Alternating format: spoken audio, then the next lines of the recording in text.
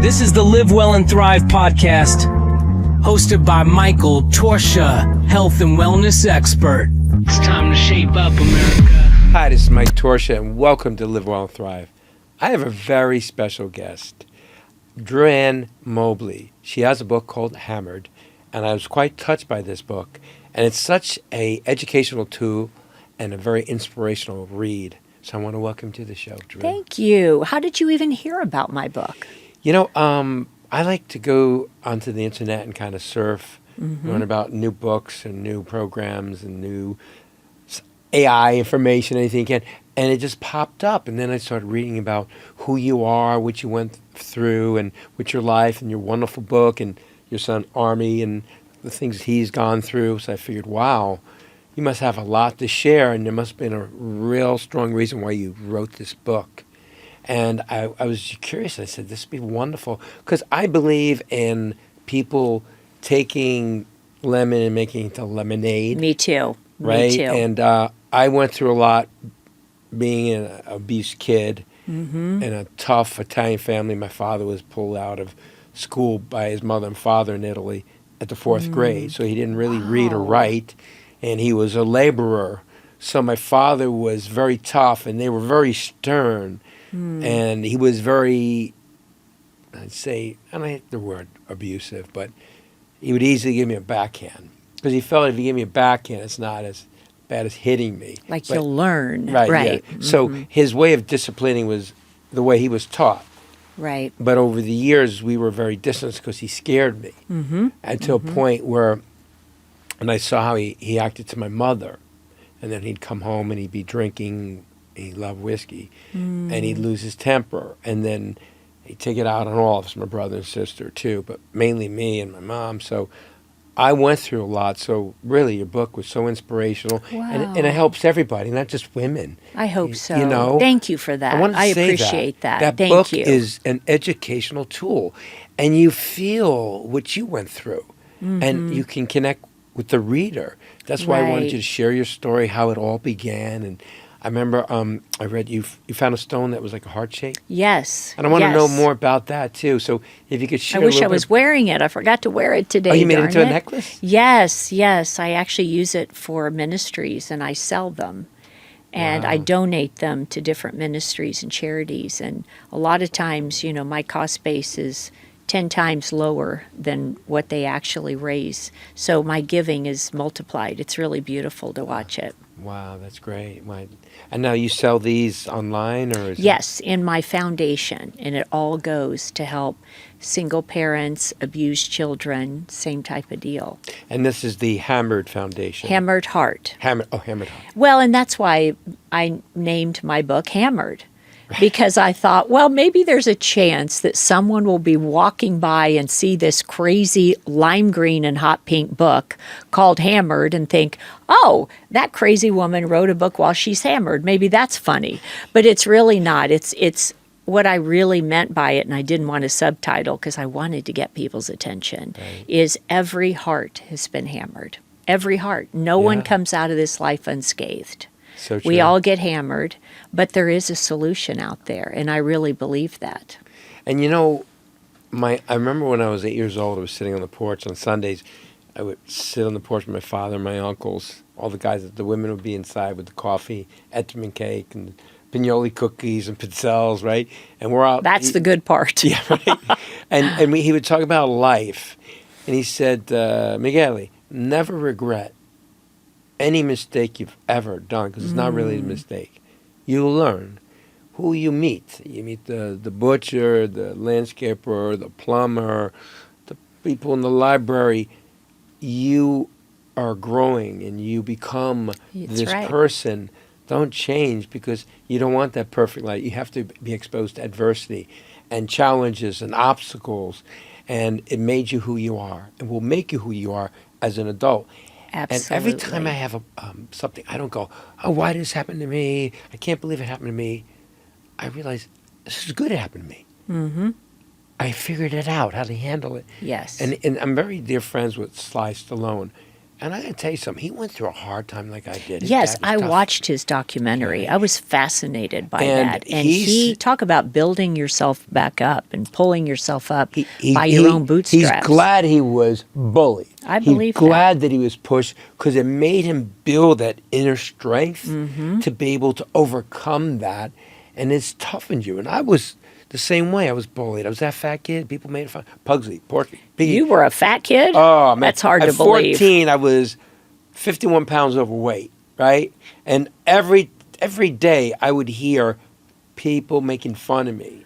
Wow. And my mother would make me all the time. I love meatball wedges, you know. And I'd be eating and sausage dripping down my face. Look at Pugsley over there. Look at Porky. Pugsley. Right? So I had enough.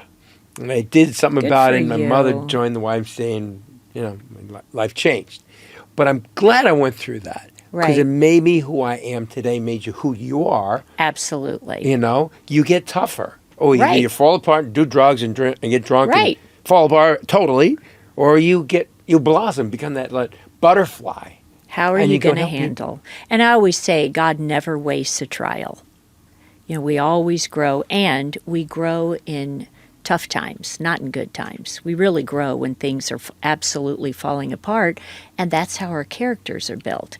And the whole point is if God created us and He brought us into this world. Do you have children?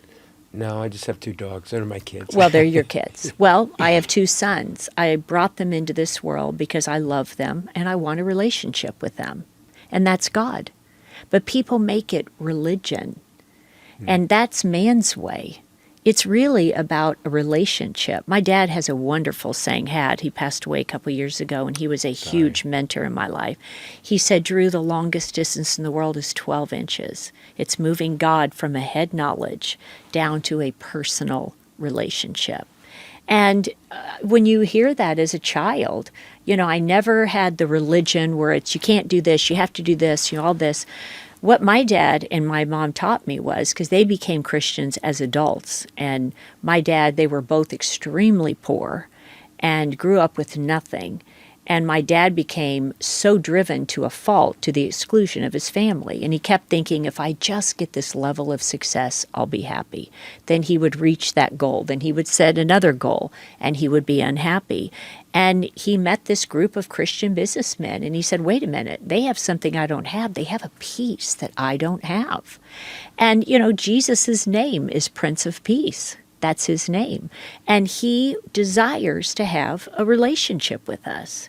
So that's why he brought us into this world. It's not about religion. So that's really, Michael, where my strength came from, is if I had not been raised in the family that I was raised in and I was taught that, I said I'd be an axe murderer today, literally, because I was that tough child that I was not going to do what my parents said. I was stubborn, and, you know, and I always laughed too. If sin wasn't fun, nobody would do it, right? So after my divorce, I would have gone off the rails if I didn't have a Heavenly Father that loved me and I knew was there for me to scrape me off the sidewalk. And I can actually tell you a really funny story. So when I was going through my divorce, I was married for 25 years, and that was really the biggest moment where my heart was hammered.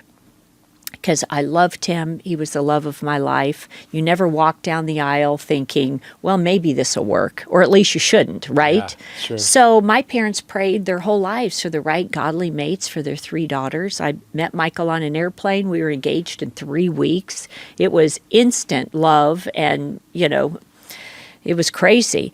And, you know, I always say I had a fabulous marriage. He just had a better time than I did. And I was really, really heartbroken. And so when I was going through my divorce, I just was so broken that all I could do was just walk. And I lived on Tower Road in Beverly Hills. And I'm a flipper, and I've done 41 properties, I think, at this time, because I was always raised very driven, because my father was a banker and a businessman, and he had 3 daughters and raised us like sons. You know, don't go to college to get your MRS. You change the world, you know, so when you have that. But anyway, so I would just walk. I became Forrest Gump. I didn't know what to do with myself. So I would listen to like podcasts of sermons, and I'd listen to the Bible, and I would just pray, and I would walk and walk, because that's the only way I knew to get my stress out, because I didn't want to turn to alcohol and drugs and all that. And so I was selling our home because I didn't want to live in this big home by myself anymore. And this beautiful couple came in, and he makes a lot of those Bollywood movies. And he's this gorgeous Indian man, and he does all these beautiful, Indian movies. And his wife is a famous model from India, and she was magnificent. And they walk in, and I told the realtor, I said, well, I can't leave because Jean Truesdale, Truesdale Estates. Well, she was my godmother. And I said, she's staying with me. She had both knees replaced, so I cannot get her out of the house. But we'll be up in the movie theater, and just tell them we just have to be here, but we won't hear them if they're talking, And he comes up and he goes, wait a minute, you live here? And I go, yes. He goes, wait a minute, wait. So that's your mother, and you live with your mother? And I said, no, she's my godmother, and she's just staying with me. He goes, wait a minute, this is your house? And I go, yes, why is this so shocking? He said, I thought you were a crazy homeless woman. I go, what? He says, I see you walking in West Hollywood, in Santa Monica. Oh, my God. And, nobody walks in this town. I'm the only walker. Well, I Al walk. Pacino does. Well, there you go. He walks every morning. There you go. Like 5 miles. I You love can see that. him. He has dress slacks on, black. He's all dressed in black. He has black Nikes, and he's like, I drive by. What are you doing? I'm doing my walk, Mike.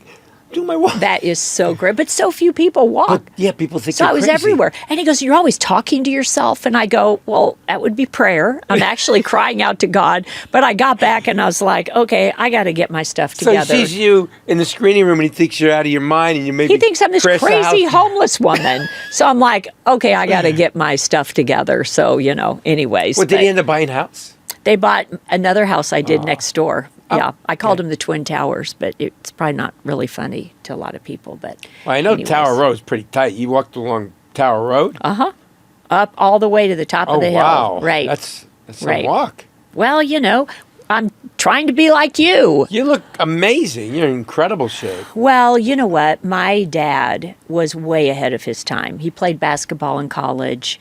He's one of these that when he started tennis, he became the country club tennis champ. He worked out before really nobody worked. The Jack LaLanne, he worked out. And I always worked out with him. And we always called it the 5 at 5. And we'd run 5 miles a day. But I actually took it too far, and I think I became exercise anorexic before anybody knew what that was. So when I was in college and we're up eating pizza and you gain the 15 pounds, when you're a freshman in college, that, starch and eating pizza at They call midnight. freshman 15. Right. So, yeah. Well, I was right there with them, just having a ball. And then I thought, wait a minute. But I started running marathons and so over-exercising. Where you got those legs? Well, I saw had those to legs work- when you walked in. Well, but I don't run anymore because I went to an orthopedic and he said to me, because after my last marathon, my sister and I ran the New York Marathon, and I started having problems with my knees. And he said, I'm going to make this very simple to you. You can walk the rest of your life, or you can continue running, and it's 3 times your body weight on your joints, and you're going to have both knees replaced, your hips replaced. And I thought, well, that is a no-brainer. So now I just walk and lift weights because, you can't just walk. And I think at our age, I shouldn't say I'm old, I'm 63. I'm 68. Okay, there you go. Okay.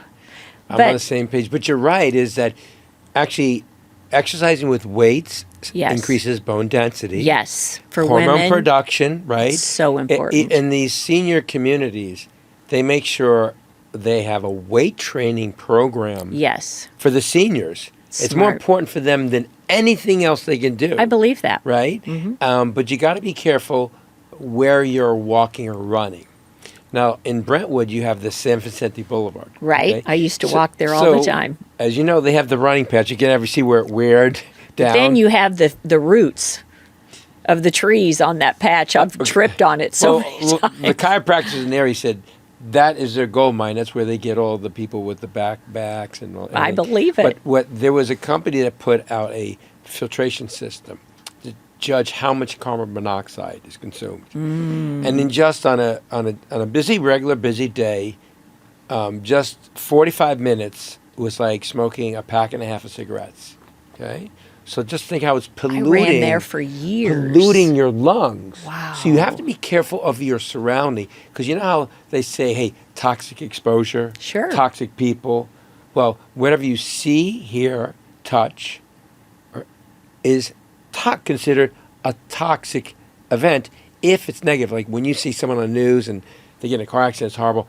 That creates the cortisol secretion, the bad hormone that causes fat around the neck and the lower back and lower tummy. Anything, so if you touch something, that's toxic. If you smell something, it could be toxic. Anything you hear could be toxic. So touch, see, and listen affects you and creates a chemical reaction. So that's why if you get upset, I remember this one time, this woman was really brilliant psychologist, and I trained her and her husband when I was doing personal training. She said, don't go telling everybody about your problem, because you relive it, and you create all the hormones, and all that negativity is chemically actually brewing in your body. Because you know how some people, they tell every friend they have about, oh my God, he cheated on me. Oh, he stole. And that's exhausting. Right? And you're reliving the horror. Yes. Right?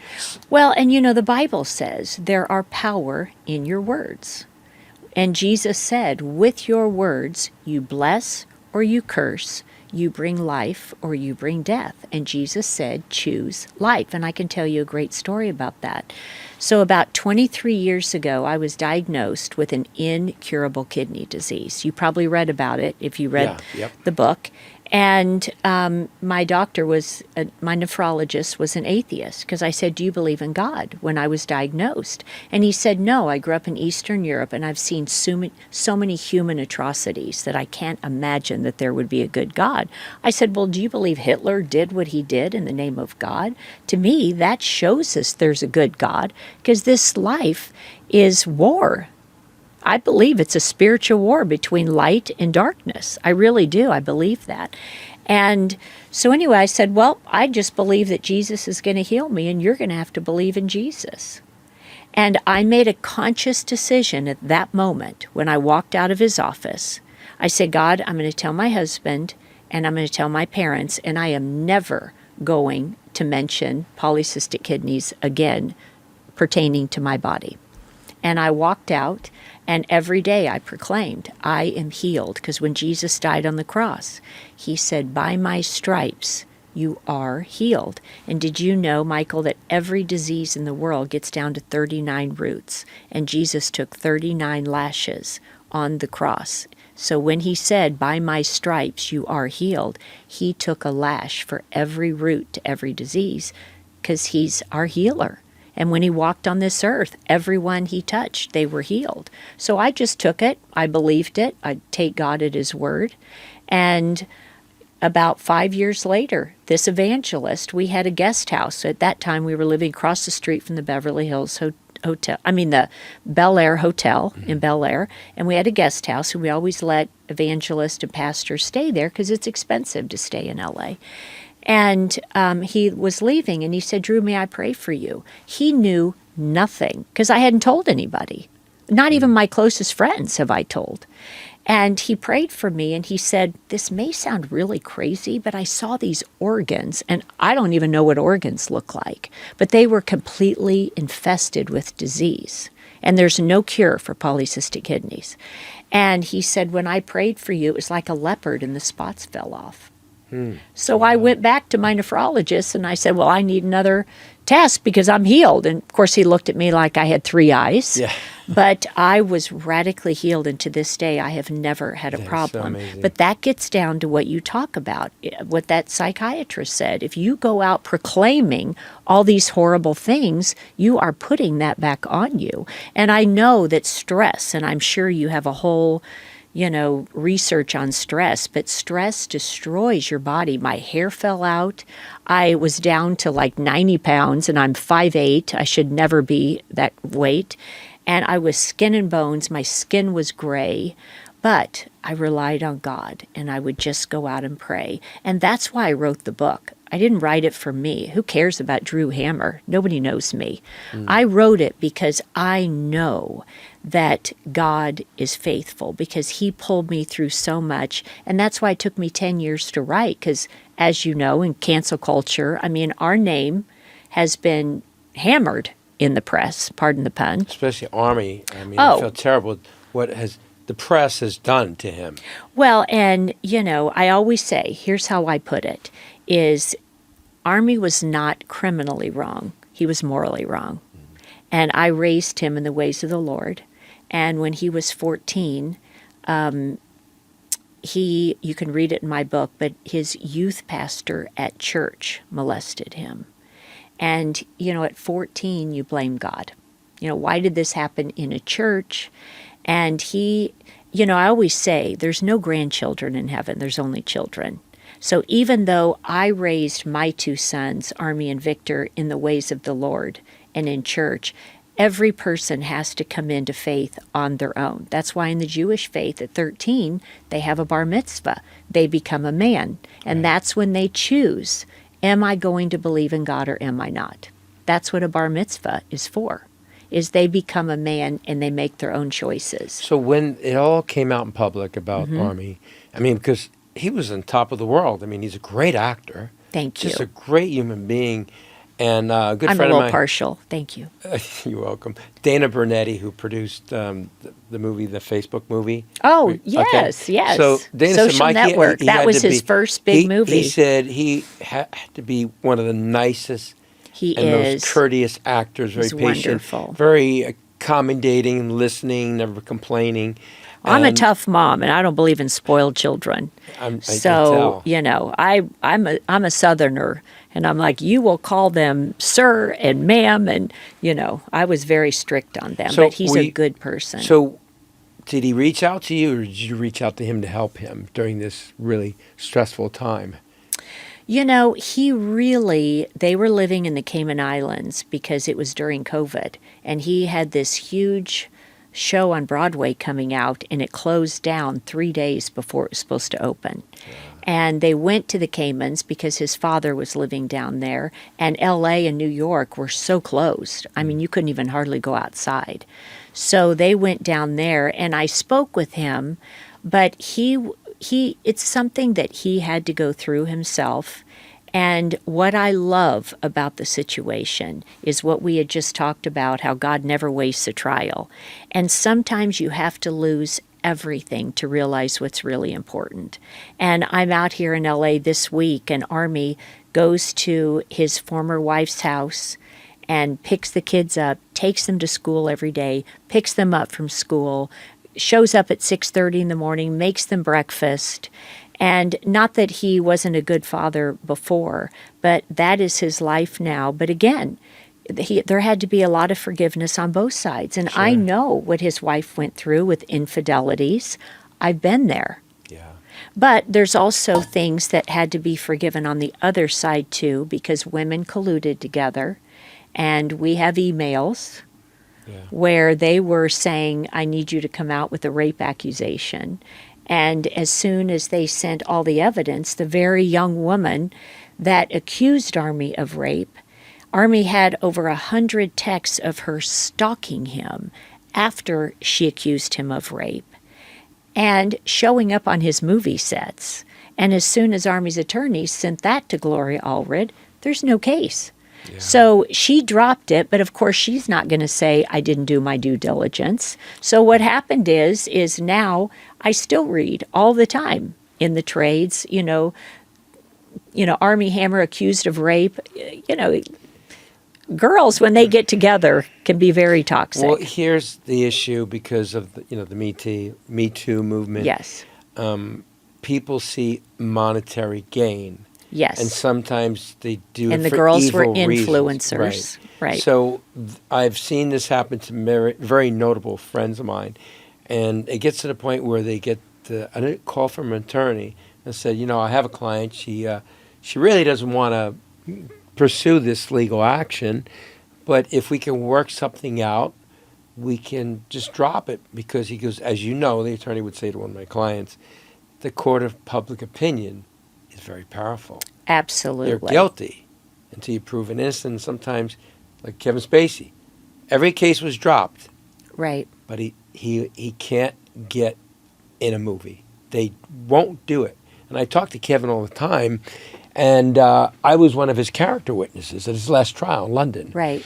And he said, Mike, the judge was so touched by what your words that it helped me, and it was on his birthday. And he just gave me a big hug, and he goes, man, I just want to work again. And I got to tell you something, I've reached out to so many people, they just won't give him a chance. And it's sad. And I felt sad for Armie. I didn't know him, but I admired Right. his career. He always was just a positive guy. And, you know, sometimes we have quirky things about ourselves, so behind closed doors. That's okay.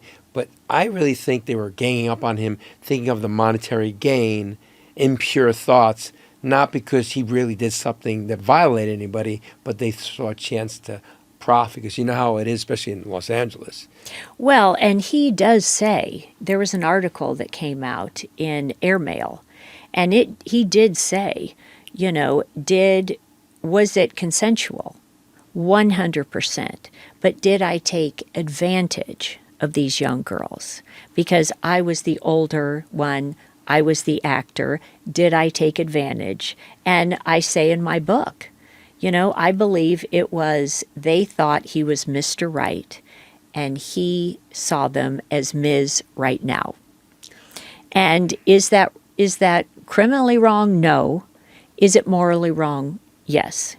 Don't string people along for a good time and then drop them when you're ready to move on. They come back That's with vengeance. very hurtful. It is. Well, you know, I have a security team that I send out to work with very high-profile people, and the main sergeant is part of the Metro Task Force. And he said, Mike, you know, you got to share this with your clients, especially the ones going out and dating. They go out and get intimate, have them call them the next day and tell them they had a very nice time.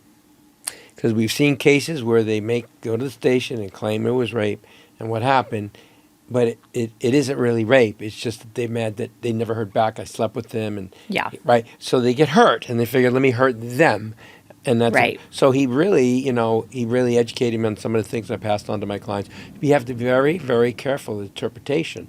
Years ago, you have to have all this proof. Now you could say, hey, someone, grabbed me and molested me, and they go arrest you. Well, and I think, again, there's really a place for Me Too, because there has been abuse on both sides. It isn't just women that are abused. Look at the Amber Heards. And Armie had made Lone Ranger with Johnny Depp, and she was going to get, I think, $2 million if they divorced.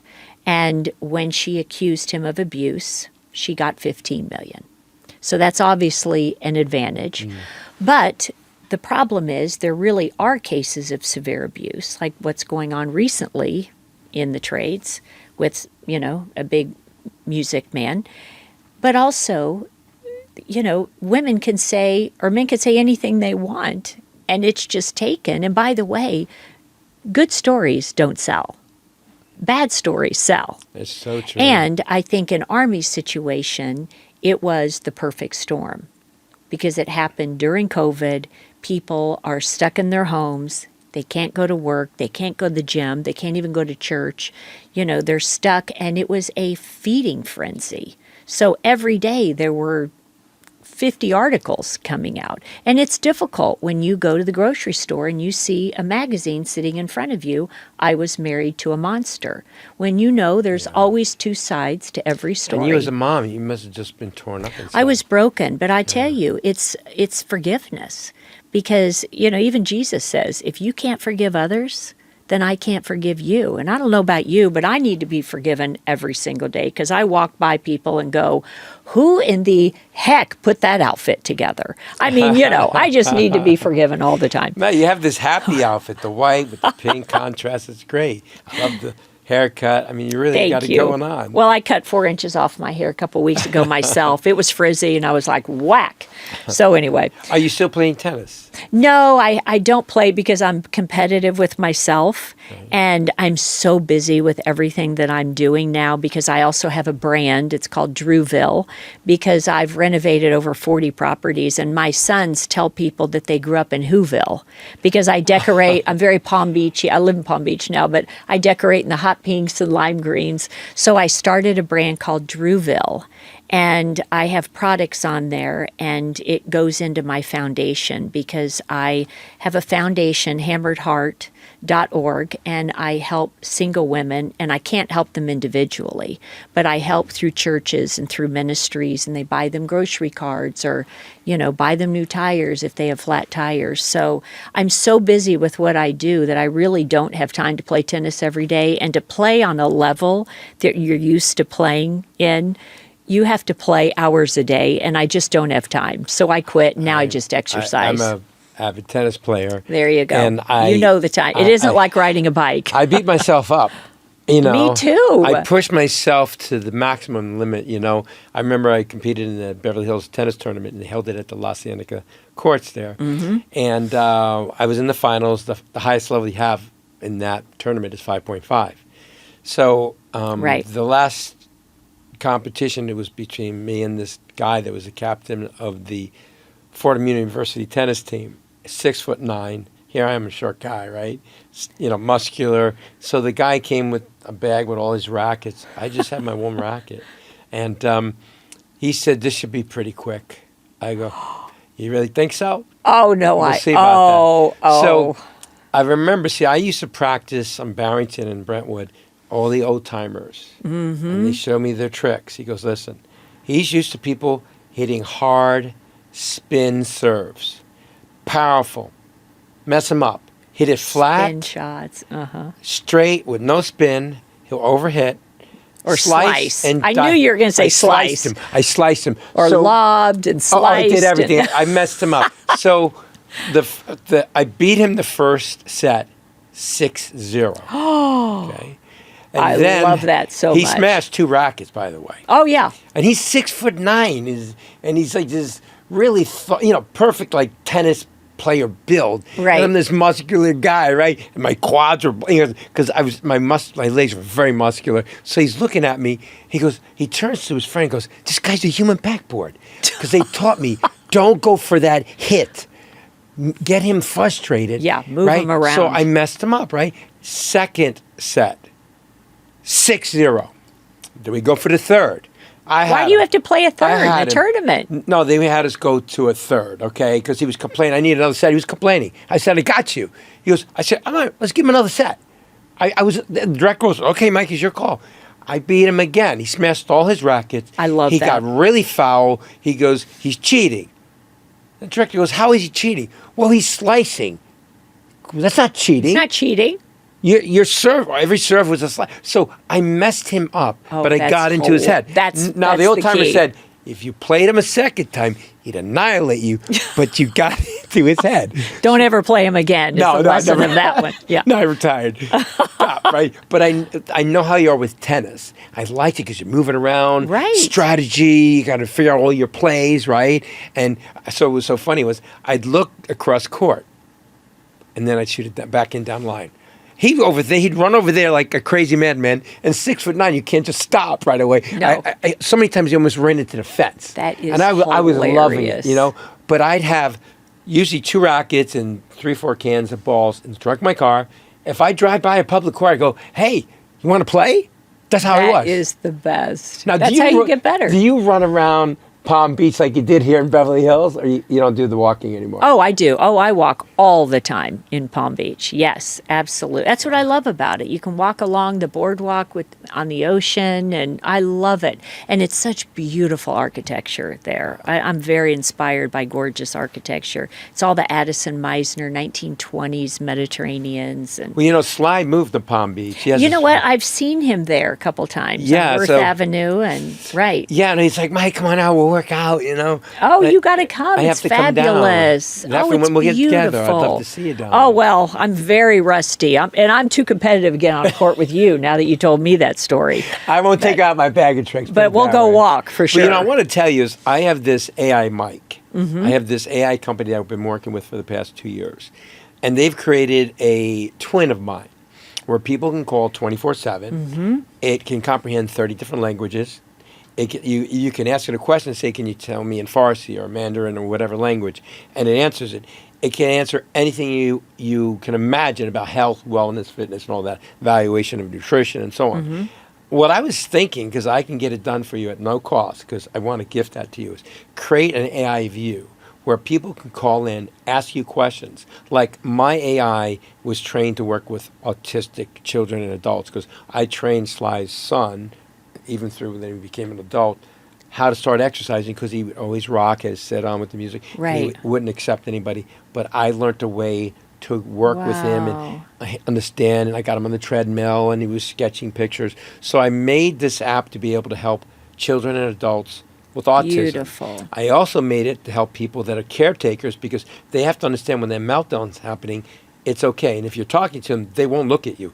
You think they're not listening, but they are listening. They are listening. Right. So I also added in post-traumatic syndrome, symptoms and how to deal with it, depression. So you can call up and ask it a question, and they're asking your AI, Dru, and it can tell you about the Dream Center. It can tell about your book, where to get the book. Well, may I tell you, I've already done that. Oh, my God. I spent 7 days, 8 hours a day sitting in a chair. And I am really ADD to be able to do that. But I did it on the Bible, because I think so many people, I believe that the Bible is God's manual for us today, teaching us how he wants us to live, how he wants us to have a relationship with him. And there's so many people that, again, have a head knowledge, but they don't know the Bible. So we contacted this company called Story Files, and they did a whole AI project on Holocaust survivors. They wanted to preserve the memory of Holocaust survivors.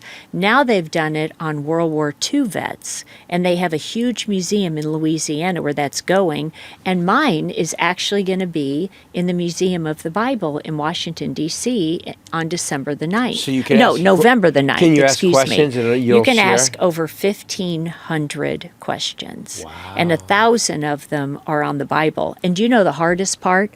I was a wreck. Michael, I was so terrified because, well, not terrified, but I was like, oh my Lord, what am I doing? I'm not a Bible scholar. I love the Bible, but I'm not a Bible scholar. But like you said, I've just always been a storyteller. So I answer it hopefully in a very simple way that everyone can understand. And it was the hardest thing I've ever done in my life, but mine is called GetHope.ai. And this is the cool thing, is I was praying one night and the Lord spoke to me. And when I say the Lord spoke to me, it just kind of came to me and it was imputed in my mind. And I always tell people, you know it's God when it's too good for you to come up with. So I was praying one night and the Lord said, get your domains. And I'm like, well, God, can you put that in layman's terms for me? So I called the next morning my assistant, Jules, that works for me, and I said, is there a .ai like a .com? And she goes, I don't know, let me research it. And I said, well, look and see if there's Coca-Cola, Pepsi, if all the name brands, the big brands, if they've already, gotten their domain, there's something to this. Sure enough, they're all gone. So I got gethope.ai, and you can go on there and you can ask hundreds of questions about the Bible, about my company, about my life, and how I'm using it because I do believe that God blesses us to be a blessing. You've been very blessed in your life. You've come out of a situation from abuse, and your dad was a labor worker. And look how God has given you a level of success, because you are turning that around and you're going out and helping people. Yeah. And God knew when you were born. It says he knew us before we were formed in our mother's wombs. He knew that you would take the giftings that he's given you and to go out and change the world with this and to help people. Well, God knew I'm stubborn and I don't know what my talents are. I haven't figured them out yet, but I just trust God. And so that's what I do, is I do that in a ministry situation. But, I always say, I don't want to preach to the choir. I just want to teach people that God loves them. It's that simple. It's just that simple. So on my AI, gethope.ai, you can ask hundreds of questions about the Bible, how it relates to us today. For example, and it's the same thing. Now they can do it in Farsi, where it's Yeah. my voice, my lips are moving. 400 million people speak Farsi. They can do it in Mandarin Chinese. And I thought, well, first of all, who knew I was so brilliant, right? Speaking all these languages. But, I want to really, I always say, I may not change the world, but I can change the world that God put me in. And I really want to minister the gospel. But what I love being on here today is, there are 3 parts to man. There's the mental, the physical, and the spiritual. And we have to develop all those to be a whole person. So that's why I was excited when I looked on your website, because my dad always taught us, your bodies are the temple of the Lord. He gives us these temporary bodies, and we have to take care of them. So you're helping so many people because, I'm always astounded how an extra 51 pounds, like you said you were as a child, how that leads to diabetes and all these other diseases and eating the wrong foods and all that. So that's part of my testimony too, is because I do believe that we have to develop the whole part of man. I love those words you just shared, because I was a big follower of Wayne Dyer. And he always said at the close of his lectures, we are spiritual beings having a human experience. Yes, I love that. And so That's when you true. said that, I just had this warm feeling of like a message, because I always loved his works. Right. Deepak Chopra goes too deep. I got to hear it a few times. But Wayne Dyer just talked about life like you did, how believing in God, being spiritual is as important as everything else. It's part of, the progression in life, mentally, physically, emotionally, and spiritually. That's what I put now when I talk to people. You have to have all of that. All of it. Otherwise, it's all you're not going important. to get to the point where you're going to be happy. Main thing is to be happy. Right? Well, you're not going to be fulfilled. Yeah. And you won't have peace, because if God created us, He created us to have a relationship with Him. And I think a lot of people in this world today are trying to find that through drugs, through alcohol. No one grows up and says, when I grow up, I want to be an alcoholic. No, they're trying to fill a void in their lives that only God can fill. That's why He made us spiritual beings. I recently was introduced to this place by a good friend. It's called Love Life. Mm-hmm. And it's the owners of Whole Foods and, Amazon bought them over. And they created this wellness company. And it's so wonderful because you walk in there, it's like this wonderland of health and wellness, and it has a spiritual feel because they have the meditation and the warm colors, and it's like the Wizard of Oz, where they have this kind of curves. So your journey through life, sort of, but the journey when you go there, you have where you can exercise, physical therapy, or you can do cryo, or the red light beds, or cold plunges, or whatever you like. But when you're done and you walk out of the place, you have this like heavenly feeling, because most of the times if you train at a gym or you do some kind of exercise, well, then you say you have a knee problem like you, then you got to go to the surgeon, and the surgeon gives you a script, and then you go get the MRI and X-rays, then you bring it back and they got to read it, then you got to bring in a physical therapist. Guess what? They have the medical there, they have the physical therapy, they have all the euphoric and meditation in there, so you can get centered. It's and they plan to roll this out across the country, and I love life. Yeah, that's beautiful. So I'm embracing people like that and like yourself, that we all help each other. We pass the word on. I'm going to put your AI address, your website, foundation, anything else you want when the interview comes out next week. I'll make sure they're aware of how they can get your book, how they can talk to your AI. They'll learn about the Dream Center. I'll make sure we have all those tags, because I want to help you with your mission, your journey. Thank you. And what I did when I wrote the book, because I come from a Christian perspective, I didn't do an introduction. I did an invitation. And what I said in the very opening of the book is, this is how I believe, but don't close the book just because of that. Because I want you to be open that maybe there just possibly is a God who is there, who loves us and wants to take care of us. And, you may come from completely different perspectives, different religions, but just give this a shot, because I'm not writing about religion. I'm writing, and I'll tell you a great story, is when Armie was making The Man from U.N.C.L.E., and Guy Ritchie was the director, prolific director, and He's very nice man. And he had just gone through a divorce with Madonna. And Armie calls me and he goes, "No, Mom, he's a Kabbalist, so don't come in here talking to him about Jesus." And I'm like, "Moi? Why, I would never do such a thing." He goes, "Mom, don't do it." And I go, okay. So I go to the set, and one night it's drizzling outside. So guy comes out and he says, "Dru, don't stand out there. You'll catch a cold. It's cool out. Come back and, come talk to me in the trailer, and you can see what I look for in the cameras." And I go, "Well, that's so interesting. I'd love to do that." I didn't get in the front door, and he says, "So I hear," gee, I can't imagine what Birdie told him that.